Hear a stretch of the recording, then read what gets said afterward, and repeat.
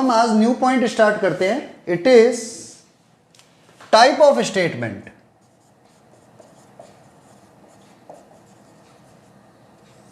इसमें सबसे पहले आती है सिंपल स्टेटमेंट.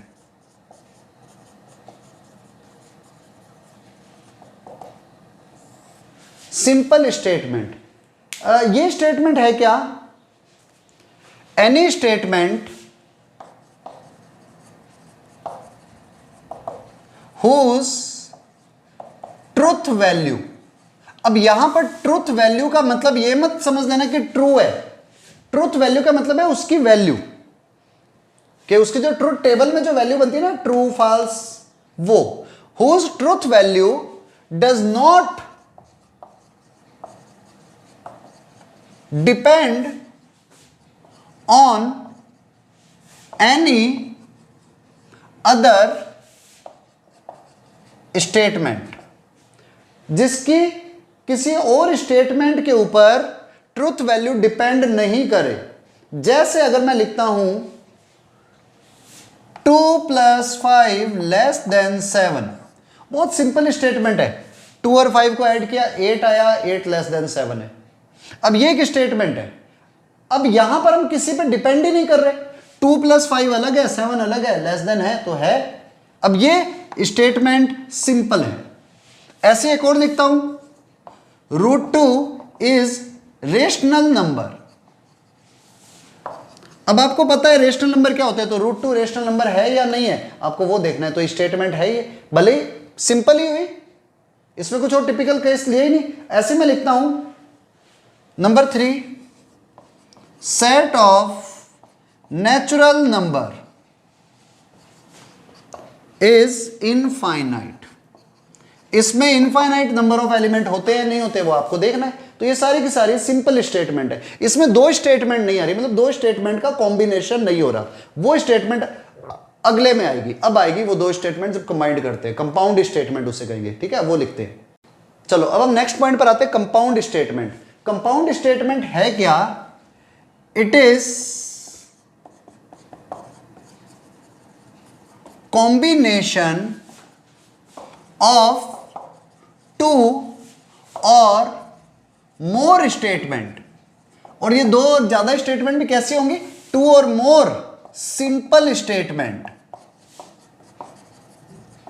सिंपल स्टेटमेंट का कॉम्बिनेशन होंगी. मींस कैसे? जैसे फर्स्ट एग्जांपल वही हम ले लेते हैं, roses are red and violets are blue. ये एक अलग स्टेटमेंट है, ये एक अलग स्टेटमेंट है. दो स्टेटमेंट को कंबाइंड कर दिया तो ये बनी हमारी combined statement. It is compound statement. ऐसी वन मोर स्टेटमेंट ले लेते हैं. नंबर 2, एक आया था ना, मूवी आई थी, my name is Khan and I am not. अपन गलत वर्ड नहीं यूज देते, हीरो लिख देते हैं. माई नेम इज खान, ये एक सिंगल स्टेटमेंट है. And I am not a hero, उसमें कुछ और था. हम क्यों नेगेटिव चीजें हम हीरो लेते हैं. तो आपके पास में स्टेटमेंट, ये भी स्टेटमेंट है, 2 स्टेटमेंट का कॉम्बिनेशन है. ठीक है. ऐसी एक और number 3, Rahul is a boy और सुनील इज अ गर्ल. मान लो मैंने ये लिख दिया, ये भी एक स्टेटमेंट है, ये भी स्टेटमेंट है. बीच में एक कनेक्टिव्स लगा दिया, अभी वो भी करेंगे. ये बीच में जो इन्हें कंबाइंड करते हैं वो क्या होते हैं. तो Rahul is a boy and Sunil is a girl, ये दो स्टेटमेंट का कॉम्बिनेशन हो गया. ऐसी one more, if A is या if A is greater than B, if A is greater than B and B is greater than C, then A is greater than C. ये एक statement दी हुई है कि अगर A B से बड़ा है एंड B C से बड़ा है तो ए सी से बड़ा होगा। अब देखो यहां पर A is greater than B एक स्टेटमेंट है, B is greater than C एक स्टेटमेंट है, then A is greater than C ये कोई स्टेटमेंट है। तो 3 स्टेटमेंट का कंपाउंड स्टेटमेंट बन गया। क्लियर? Write down. चलो नेक्स्ट पॉइंट पर चलते हैं। अब हम आते हैं बेसिक कनेक्टिव्स के ऊपर। बेसिक कनेक्टिव्स, आप सिर्फ कनेक्टिव्स भी लिख सकते हो। कनेक्टिव का मीनिंग क्या है? तो बेसिक कनेक्टिव्स के अंदर सबसे पहले हमारे पास में आता है number 1 is the word and.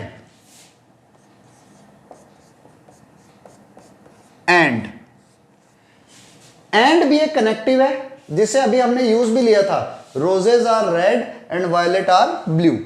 अब होता क्या है, एंड कनेक्टिव को आप फिजिक्स के एंड गेट की तरह समझो।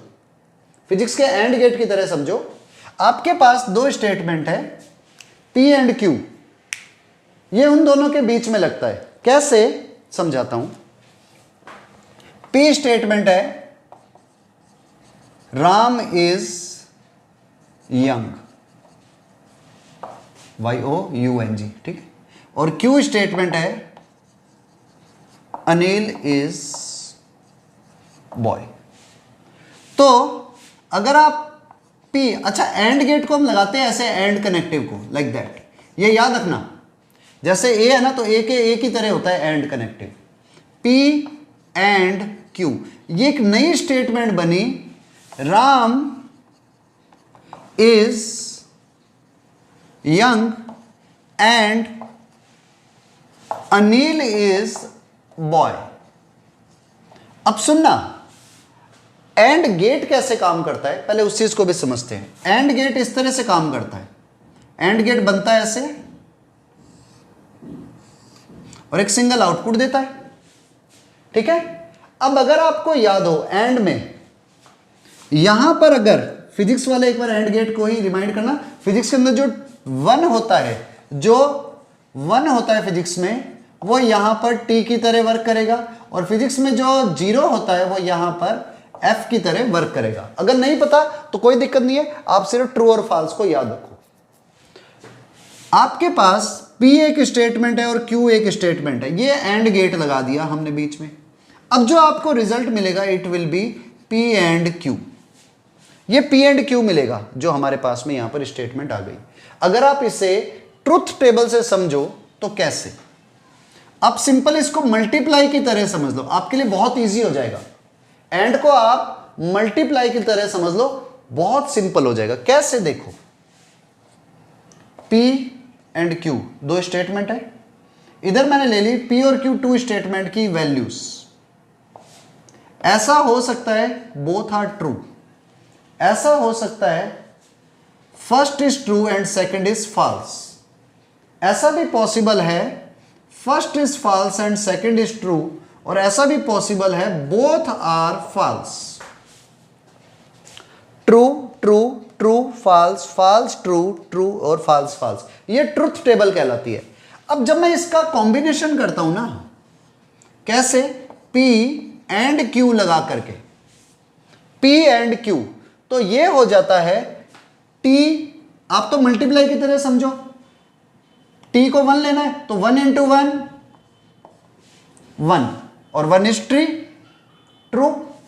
एक 1 है एक 0 है, तो 1 इंटू 0 0, एंड 0 इज फॉल्स, तो F।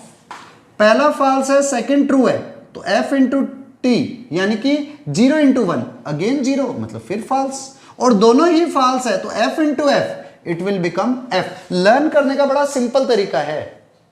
P एंड Q जब आप बात कर रहे हो तो P और Q को आप कंबाइंड कर रहे हो, ठीक है, एंड लगा करके। दोनों स्टेटमेंट ट्रू है, फर्स्ट भी ट्रू है सेकंड भी ट्रू है, तो रिजल्ट ट्रू आएगा।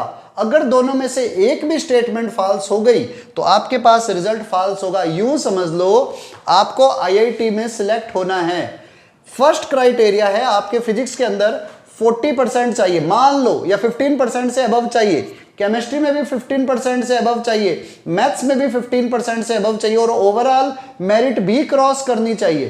तो आपने क्या किया, फिजिक्स में आपने क्राइटेरिया फुलफिल कर लिया, मैथ्स में कर लिया, अगर केमिस्ट्री में रह गया, क्राइटेरिया, तो आप आईआईटी सिलेक्ट नहीं हो सकते। तो सब में क्राइटेरिया फुलफिल होना चाहिए, तभी आपको आउटपुट ट्रू मिलेगा। अगर एक जगह पर भी क्राइटेरिया फुलफिल नहीं हुआ तो आउटपुट ट्रू नहीं मिल सकता।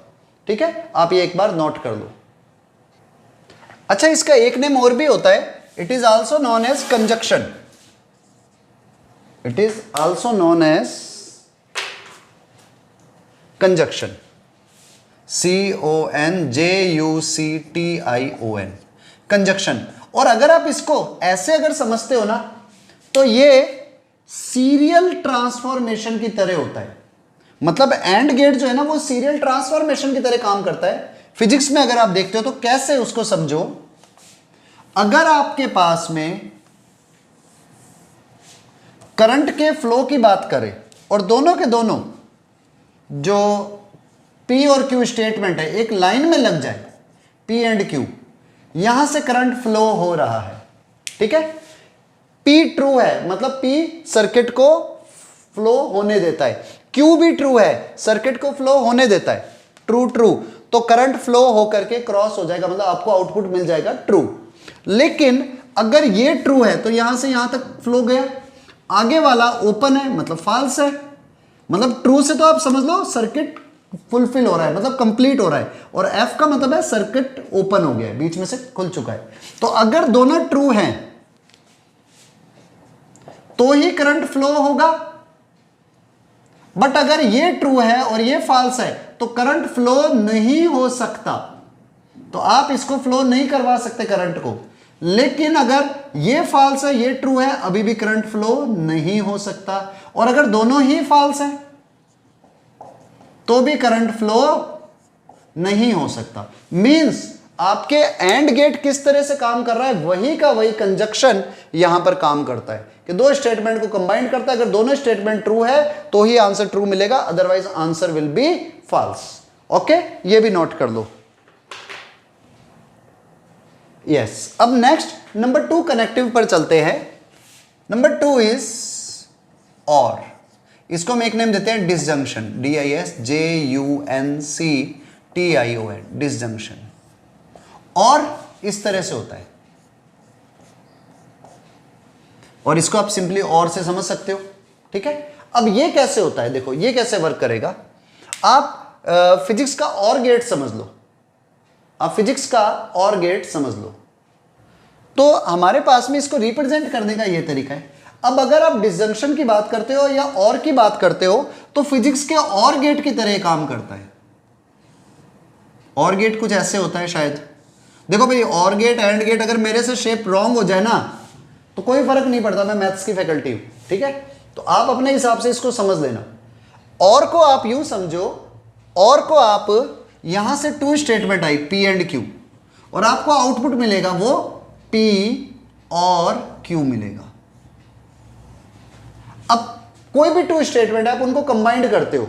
जैसे मैंने लिख दिया कि स्टेटमेंट P स्टेटमेंट मैंने लिख दी, earth is round, and Q statement हमने लिख दी, मून इज कोल्ड। मून ठंडा है, अर्थ राउंड है। ठीक है, तो अब अगर मैं यूं लिख रहा हूं ना P और Q, तो इसका मतलब है अर्थ इज राउंड और मून इज कोल्ड। या तो अर्थ राउंड है या फिर मून ठंडा है, बस ये यहां पर या आ गया है। हिंदी में अगर करोगे तो या आ गया। और अब होता क्या है, इसको आप पैरेलल कम्युनिकेशन की तरह लिया करो, इसकी ट्रुथ टेबल बनाना बड़ा इजी हो जाएगा। जैसे ये है, ये करंट गया यहां से यहां पर इस तरह से, लाइक दैट। इधर हमने P लगाया, इधर Q लगाया। तो जब पैरेलल कम्युनिकेशन होता है तो क्या होता है, आपके पास में ट्रुथ टेबल बनाना। ट्रुथ टेबल में क्या होगा,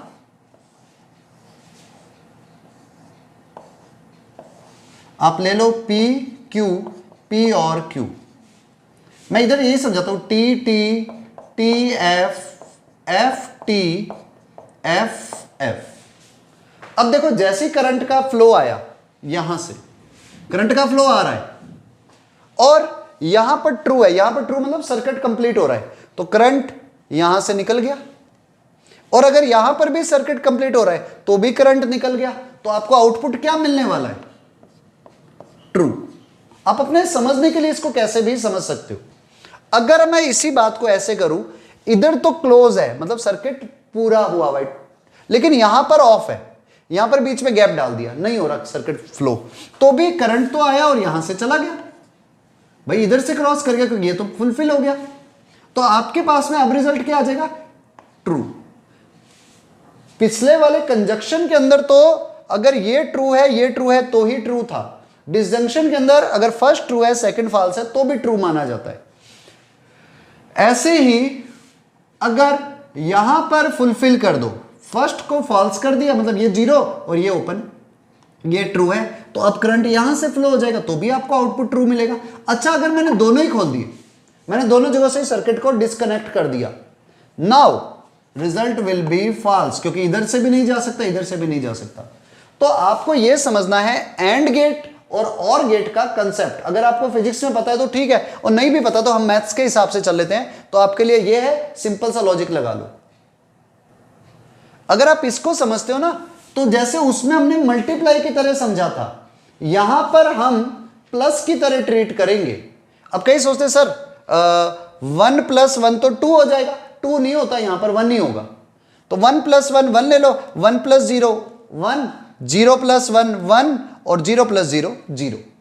अपने लॉजिक से आप समझ सकते हो, आपको ट्रूथ टेबल याद रखनी है और ये इजीली लर्न हो जाती है, ठीक है। अगर आपको पता हो ना एंड क्या है और क्या है तो आपके लिए इजीली लर्न हो जाएगी। अगर दोनों में से एक भी स्टेटमेंट फॉल्स ट्रू है तो आपका रिजल्ट ट्रू आएगा, जबकि पिछले वाले में कंजक्शन के अंदर दोनों स्टेटमेंट का ट्रू होना नेसेसरी था, ठीक है। Write down. तो अभी तक हमने बेसिकली 3 चीजें करी थी, एक तो एंड गेट को यूज ले लिया, एंड ऑपरेशन को, एक और को और एक नॉट को। अब इन तीनों से एक क्वेश्चन करते हैं, एक ट्रूथ टेबल बनाते हैं जो तीनों ऑपरेशंस को डिफाइन कर देगी। जैसे मेरे पास में P Q, मुझसे पूछा गया P एंड Q 2 स्टेटमेंट है और मुझे फाइंड करना है P एंड Q, P और Q, P एंड Q का नॉट, P और Q का नॉट, और ऐसे ही ये भी निकाल देता हूं, चलो इसको थोड़ा स्पेस कम कर देता हूं, P Q not P not Q, और ऐसे ही last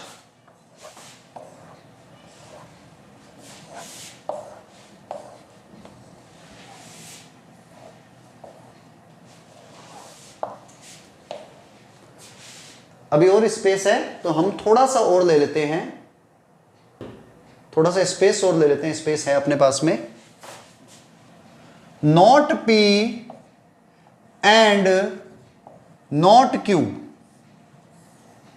and last not P और नॉट Q। ये हमारे पास में ट्रूथ टेबल बनानी है कंप्लीट हमें, ठीक है। तो देखो जब हम ये ट्रूथ टेबल बना रहे हैं तो पहली चीज तो ये आपके से रिजल्ट आएगा true true true false false true false false. ये 4 ही कॉम्बिनेशन बन सकते हैं P और Q के लिए जब दोनों साथ में है तो पहली चीज नॉट P की जब मैं बात करता हूं तो नॉट P क्या हो जाएगा? P का नॉट, T का नॉट होता है फॉल्स, इधर T का फॉल्स, फॉल्स का ट्रू, फॉल्स का ट्रू, नॉट होता है ये आ गया। अब नॉट Q करना है तो ट्रू का फॉल्स, फॉल्स का ट्रू, ट्रू का फॉल्स, फॉल्स का ट्रू, मतलब इस पे नॉट लगा दिया तो नॉट T का F होता है, F का T होता है, T का F होता है, F का T होता है, नॉट लगाते हैं उल्टा हो गया।